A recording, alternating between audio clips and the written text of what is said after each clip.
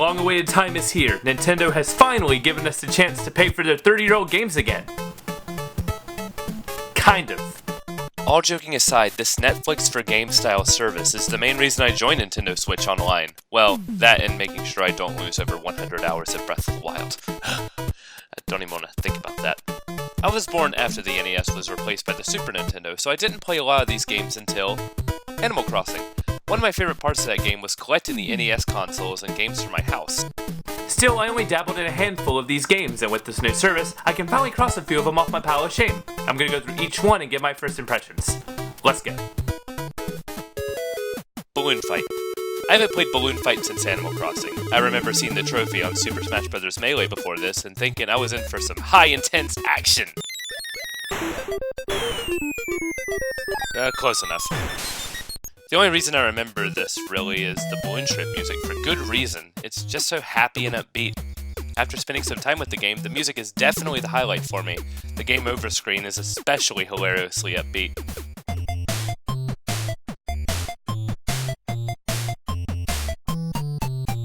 Yay, I lost! The gameplay is simple but fun. You pop enemies' balloons to knock them out and clear the stage. The controls are floaty, but the design never makes this a problem as enemies are just as limited in movement as you are. It's a fun little arcade game that I'll hop back into occasionally. Baseball. My first baseball game was Tommy Lasorda Baseball on the Genesis. Personally, if this game doesn't have Play Ball, it's already a worse game. Right from the start, I can tell I'm going to have the same problem with a lot of these older sports games. I'm terrible, but the AI is great. Now would be a good time to mention that my major complaint with this service is that there are no manuals built in, so I don't know if there's a way to properly play the outfield. There's a screen to check controls, but it only tells me what buttons are mapped to which NES button, not what the game's specific controls are. 2 videos in, I've already complained about manuals twice. I'm going to be known as that manual guy if I'm not careful. I figured out the controls after a couple innings, but I'm still unsure if I'm missing something. Maybe Seth Rogen will tweet about that too. Anyway, there's not much left to say except I can't declare false advertising here. This definitely is baseball, and just like real baseball, I'm terrible at it. So let's move on. Donkey Kong. I think everybody's played Donkey Kong. I wonder if my high score counts for this version so I can say that I officially rank higher than Billy Mitchell currently. Hashtag topical. This is the NES version of Donkey Kong, so unfortunately no Pie Factory level or how high you can get screens, but it's Donkey Kong. You love it, I love it, we can move on. Double Dragon. I've never touched a Double Dragon game in my life. All I know going in is that the game stars Billy and Jimmy, you walk to the right and punch dudes, and that you can kill the level 2 boss by running away. And yeah, that's pretty much it. After a brief intro that doesn't play well in 2018, you're immediately thrown into some high-octane action. This game is incredibly fun. The music, enemies, bosses, and stages makes it feel like I'm playing a rough 1980s action movie, and that's always a good thing. You gain new abilities as you play. For example, your standard jump in level 1 turns into a jump kick in level 2. I hear the arcade version is vastly superior, but from someone who has only played this version, the NES port is just fine and actually a lot of fun.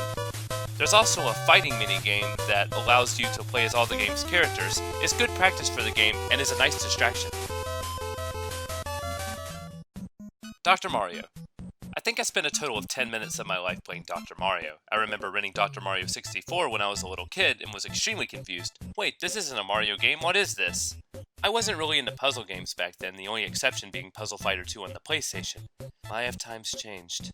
So now that I've dipped my toe into Dr. Mario, I can safely say that I've tripped off the diving board and fell headfirst in my new addiction. Like most puzzle games, it took me a couple of failed attempts to really get a flow for how the physics worked, how fast the pills fall, and how to get combos. Dr. Mario is surprisingly stressful. One mismatched pill can destroy your whole game, much like old-school Tetris. Needless to say, I'm going to be spending a lot of time with this one. Maybe I should track down Tetris and Dr. Mario. I heard that one's really good. Excitebike! Another game I played extensively on Animal Crossing. I like the racing, the track creator, really everything about it. 15 years later, what do I think now? It's alright. The track editor is still my favorite feature. Your bike crashes whenever you sneeze and it takes a while to recover, but it's a nice little game. There's not a whole lot to it, honestly, but it's still fun and I can see myself coming back to it occasionally. Ghosts and Goblins. I was dreading this. This is the moment you all realize that I'm actually terrible at video games. Time to shut this channel down. Nah, but seriously, this game is hard. I'm a tad embarrassed to show off this footage, to be honest. I can't even make it past the first level. You only are allowed 2 hits before you die, and so many things are trying to kill you. It's not too bad until Firebrand decides that this game was way too easy before and decides to ruin your day. This game is for the hardcore, and is one of the games responsible for the term Nintendo hard. I'm glad it's here, but I will never see level 2, and I've made peace with that. Gradius. I never really got into spaceship shooters. The only one I own physically is Whip Rush. I know that they can be quite difficult, but I was really looking forward to giving this one a try, so what do I think? It's not half bad. I really like the power-up system. Instead of getting a random weapon drop, power-ups increase your skill on the line at the bottom. The music is excellent. I can tell there's something here, but I haven't dug deep enough quite yet. Next game. Ice Climber. I've played exactly 1 minute of this game before Switch, thanks to Super Smash Bros. Brawl. In fact, Smash Bros. Is basically the extent of my knowledge when it comes to this game and its characters. I guarantee I'm not alone in that. Now that I played it, I can say that I don't think I like this game very much. The game is centered around finding your way up a mountain. As the game progresses, the mountains get more difficult to figure out. Jumping is a bit finicky, making platforming a challenge.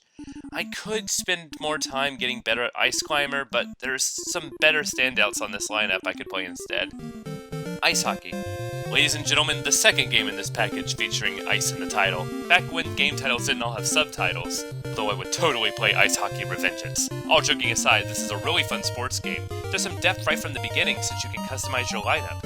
My one complaint is that it's hard to get used to when you take control of the goalie, but once you get the hang of that, this game becomes a lot of fun.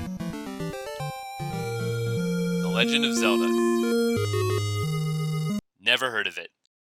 In all seriousness, I owned this game on Virtual Console back in the day and poured so many hours into it. There are actually only 2 Zeldas I haven't played, Skyward Sword and one that I will not mention here for the sake of my credibility.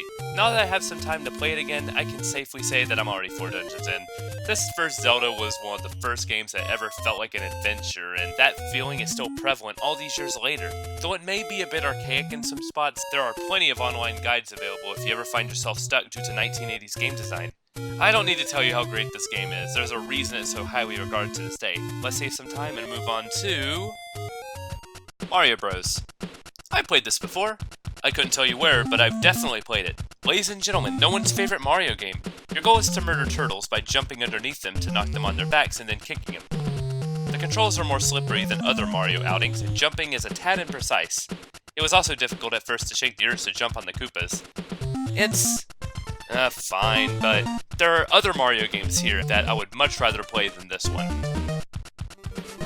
Pro Wrestling. I think we all own at least one wrestling game. Here's mine.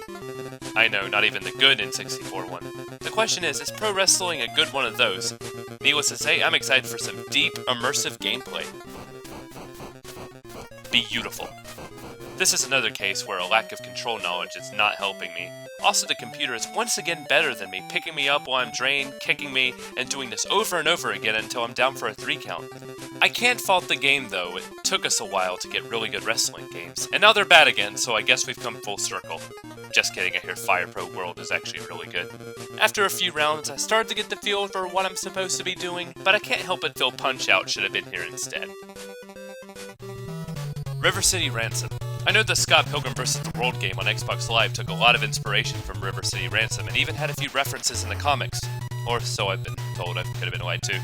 Needless to say, I was super excited to check this one out. Right away, I noticed this game feels a lot like Double Dragon. You've got a punch button, a kick button, and you can press both to jump. But once you clear a few screens, you start to get how this game is actually really special. If you ever played Scott Pilgrim, you know the drill. RPG mechanics, shop that increase your stats, item management. Where this game differs is in its structure. There are multiple pathways, making this feel extremely open and non-linear from its first impression. This is much more than I was expecting, and I'll definitely be working my way through this one. Hold your gasp, everyone, but I haven't played this one either. My expectations are relatively low since I don't care anything about soccer unless I can knock people out. So, let's see if soccer can exceed my expectations, and you know what? It kinda does. I was ready to write this game off at first as being really slow, but it's actually one of the easier sports games on this list. Who knows, it could be something I could ease into. I just wish there was some way I could pick up the speed a little bit. Super Mario Bros. Never heard of it. Again, joke. I've definitely played this game. Never on the original hardware, but I have played at least up to the first castle before. Super Mario World is actually my first introduction to everyone's favorite Italian stereotype. Although I would choose World over this one in a heartbeat, you can't deny the original for what it did to games. Jumping feels okay, but I know that they would improve upon this later. It's also more difficult than other Mario games I played. When you're hit after you get the Fire Flower, you go back down to Little Mario, when in later games you stay big. Super Mario Bros. 3. Don't hate me, but this is actually my first time playing this game. Again, World was my first Mario game and a personal favorite of mine, so I'm incredibly excited to check this out, especially since I know the conversation about which is better between the two is really back and forth. Needless to say, my expectations are high. Once this game started, I thought there was something wrong since the title screen had no sound. Apparently this is normal, but I was expecting a fun theme, much like the start of Mario World. I knew this was the first Mario game with an overworld map, and this actually looks really great. The whole game looks like a stage play, from the rising curtain in the beginning to the bolts on the platforms, making them look like flats on a stage. Making this aesthetic come through on really old hardware is super impressive. I initially thought the overworld map would be limited as it's one of the first of its kind, but it's surprisingly detailed and has events such as minigames and enemy encounters. The music, and especially the boss music, is incredibly good. And speaking of the bosses, it's nice to see where the Mario trope of hitting the boss 3 times came from. I'm excited to play this game all the way through for the first time.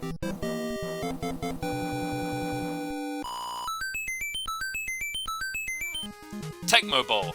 Here's one I've never played but heard so much reverence for. My only experience with Tecmo sports games was Super Tecmo NBA Basketball for the Genesis, to which I was probably the only person willing to take the Charlotte Hornets to the championship. After playing a few games, I can safely say this is my favorite sports game on the service. It's fast, has great presentation, and is really easy to learn. I actually really like this game. Tennis. Well, I don't know about you, but I'm expecting some tennis.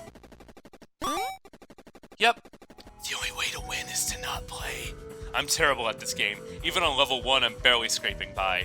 I screw up my serves, every other shot I do is out, and this game makes you play a full 5 sets. I don't know tennis terminology. This game just isn't for me. If tennis is your thing, first off, why? Second of all, good for you. You're a better man than I. Yoshi. I actually know what to expect here. I played Yoshi's Cookie as a kid, who was once again deceived into playing a puzzle game. Truth be told, I remember liking it. I couldn't tell you why. After playing some NES Yoshi, it turns out I was wrong. This is a completely different puzzle game from Yoshi's Cookie, and Tetris Attack too. Why was Yoshi the poster child for Nintendo puzzle games? Anyway, Yoshi's emphasis is on columns. Your goal is to hatch as many Yoshi eggs as possible, and you do this by pairing a top half with a bottom half. While this is going on, you have to manage your columns by matching icons so that it doesn't reach the top. It's not too bad though, as a well-placed egg can clear out most of your column. This game is actually really fun. For starters, the egg mechanic allows you to recover easily from a misplaced icon, making this game much more forgiving than Dr. Mario. While Dr. Mario is the rewarding kind of puzzle game, Yoshi is more relaxing. Both have their place, and I'm glad they're both represented on this service. Overall, I feel that the NES games here at launch have some great offerings, my personal favorites being River City Ransom, Zelda, Dr. Mario, Tecmo Bowl, and Mario 3. You can easily drop into any play session with the use of save states, making these older titles more accessible than ever. However, if you have an NES Classic, unlike me, you already have most of these games and features already. The portability is a huge plus, but I completely understand if you can't justify owning these games yet again. It's a good bonus to have in an otherwise bare-bones service, and the possibility of Nintendo fleshing out what I see as its best feature is extremely exciting. The potential for this to expand into something special is there, but if they find a way to disappoint us, well, at least we'll be able to play Smash Bros. Online. Hopefully with less lag this time.